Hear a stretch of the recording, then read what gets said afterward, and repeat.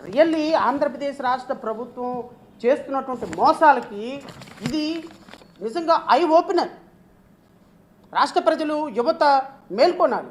ఇట్లాంటి సినిమా యాక్టర్లకి, దుర్మార్గులకి, దొగాకోర్లకి, దొంగలకి ఓట్లేసి 164 సీట్లు ఇచ్చి, అరే ఎక్కడుంటాడో పవన్ కళ్యాణ్ ఎవరికి తెలియదు, ఎక్కడుంటాడో ముఖ్యమంత్రి, ఏ ముఖ్యమంత్రి ఎక్కడ డబ్బులు తీసుకొస్తున్నారో ఎవరికి తెలియదు, ఏ ఇండస్ట్రీ ఇచ్చారో ఎవరికి తెలియదు, ఎక్కడ ఉద్యోగాలు ఇచ్చారో ఎవరికి తెలియదు.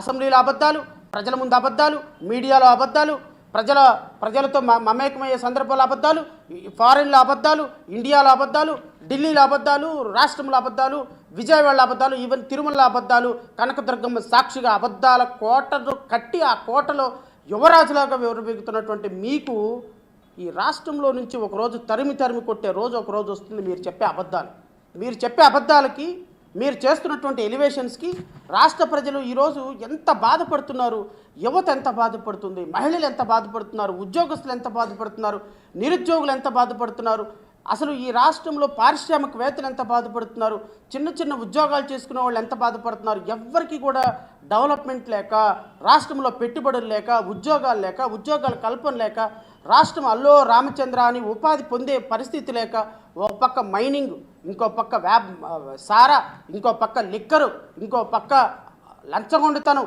ప్రభుత్వ అధికారుల్లో లంచగొండితనం, ఓ పక్క ప్రభుత్వ భూముల అమ్మకం. ఈ రాష్ట్రంలో అడ్మినిస్ట్రేషన్ ఎక్కడుందండి?